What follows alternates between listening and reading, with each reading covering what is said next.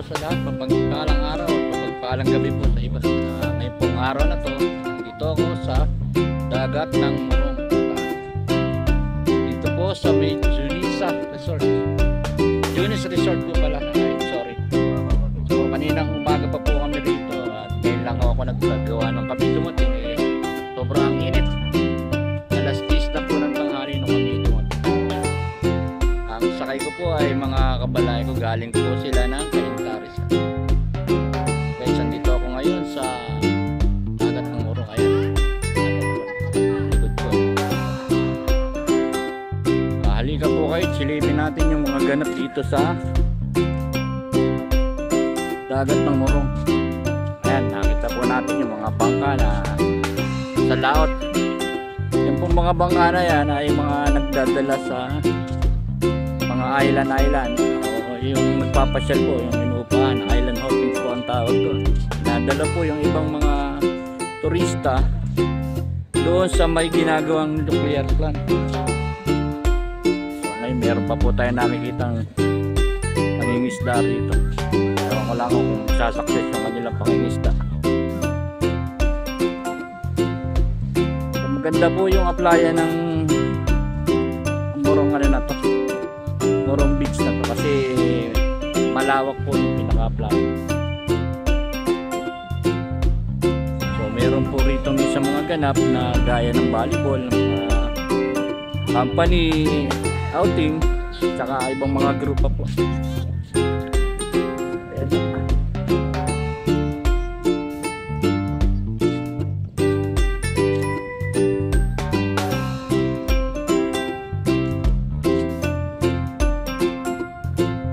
Po yung aming say hi sa may vlog ko. Hi. Hi baby. Hi. Ayan, nandiyan po sila po sa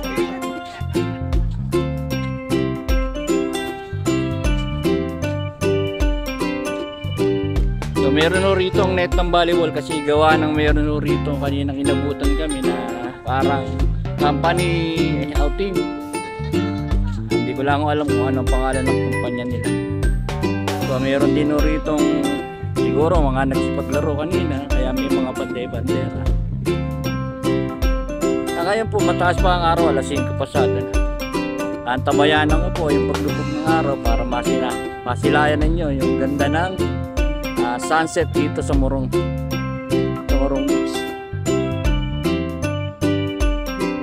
Ayun ang umaga guys, yung mga barko na yun, kitang-kita rito. Ayan, mga cargo po ata.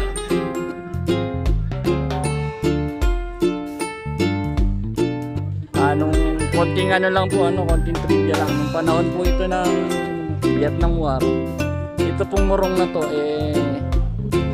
naging escape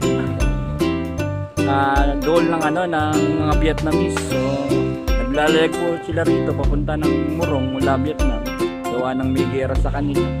Dito po sila dumadaong sa Morong na to. So ang nagiging biyahe po nila pabangka lang, ay kung di ako nagkakamali, ang pagkakakwento sa akin ay umaabot po ata halos ng 1 linggong paglalayag.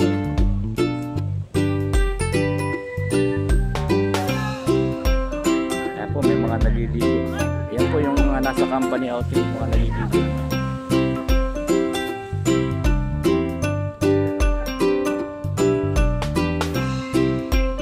Napakaganda po ng applyan ito. Hindi nga lang po siya kagaya nung last video ko na nakita nyo ako sa Boracay na puti ang buhangin. Ito po talaga yung typical na buhangin na nakikita ninyo sa mga bahay-bahay.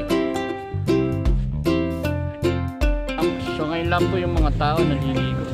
Gawa nga po ng sobrang init. Hindi po kayanin ng katawan ng init. Iba po ang klase ng init. Halos pumapatak po ng 43 o to 44 po ang heat index. So hindi po talaga kakayanin ng katawan ng tao. May possibility po na ang bawat tao na mangas ng ganyan, lalo kung may diferensya ka sa puso, ma-heat stroke ka. So kailangan po ganitong oras lang tayo lulusong sa dagat, magdadagat para tayo po safe ang ating kaligtasan.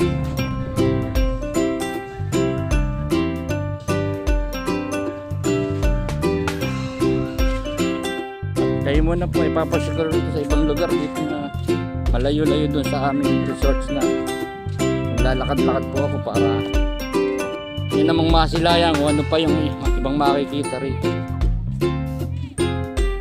So, unfortunately po ay meron tayong naririnig na music, sana po hindi tayo makaka-copyright.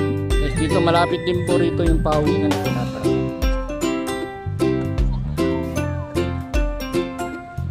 Ayan guys, ang kanya-kanyang ligo. May bangka po rito.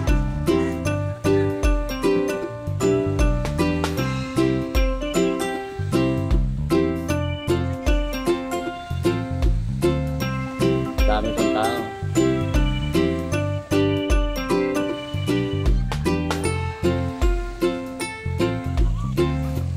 Ayan po yan, tangali, ala pa kayo makikita ng tao nakitubagsak. Gawa nga po ng sabi ko nga po sa inyo, sobra init, di kakayanin ng katawan ng tao yung init kanina. Kaya ngayon pa lang po yung naglulu. Pamilya po yung naglalaro, naglulunoy.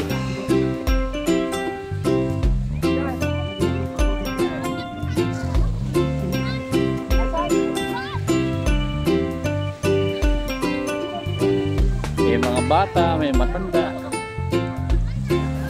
Lahat po halos ay gusto magkipag-swimming.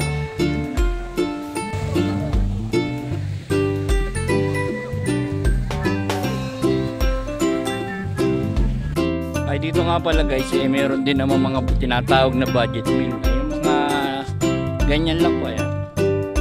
Mga cottage na i-rent nyo. So kung kayo po gusto nyo magtipid-tipid, hindi naman po dyan. Medyo mababa lang po ang rent dyan para maka-experience nila po yung pagsiswimming na summer.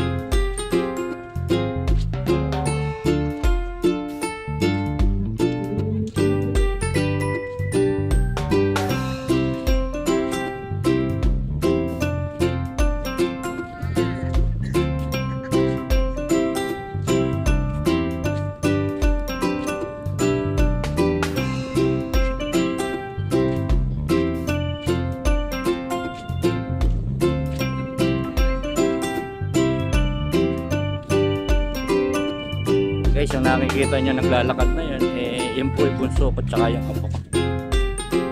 Siguro po napagod na yung aking apo. Guys, so sarap pagmasdan ang lagas-las ng alon, sarap pakinggan sa tenga. So nagre-reflect po yung araw dito sa dagat, makikita natin na yan.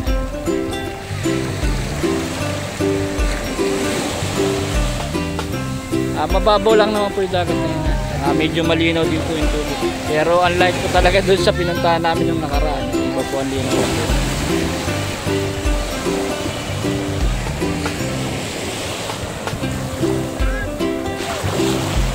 Guys, sarap masdan ng tubig na lumalagaslas dito sa Dalampasigan.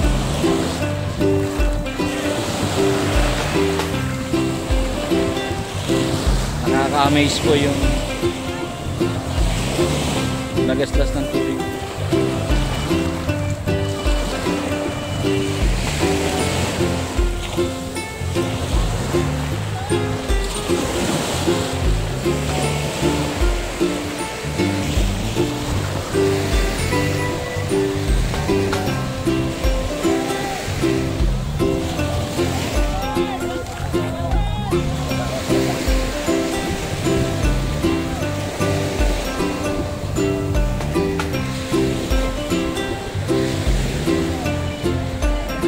Guys, ako po ay babalik muna doon sa aming cottage. Gawa ng ako po ay medyo napapagod na. At bukas na po ako ng umaga maliligo dito sa dagat. Ang dasal ko lang po rito sa aking vlog na to ay huwag sana ako makaka-copyright doon. Napakarami pong music. Papakita ko naman po sa inyo ang aming cottage. Dadalhin ko kayo guys sa aming pinaka-cottage. So guys, nakita nyo rin naliligo.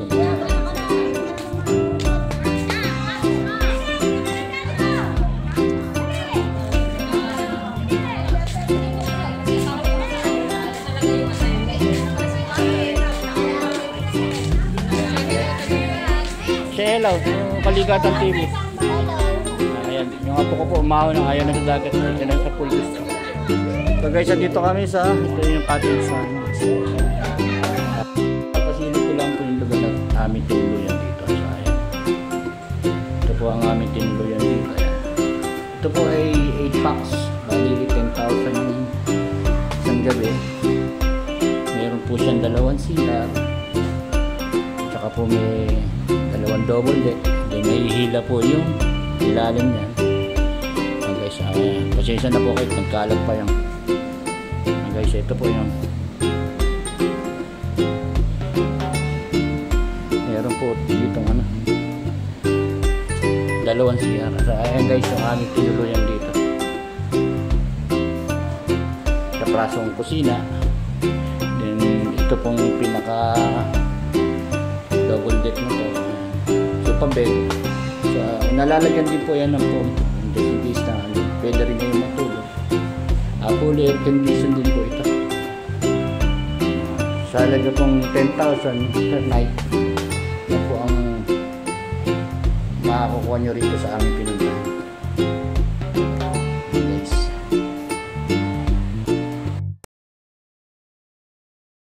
subscribe to my channel.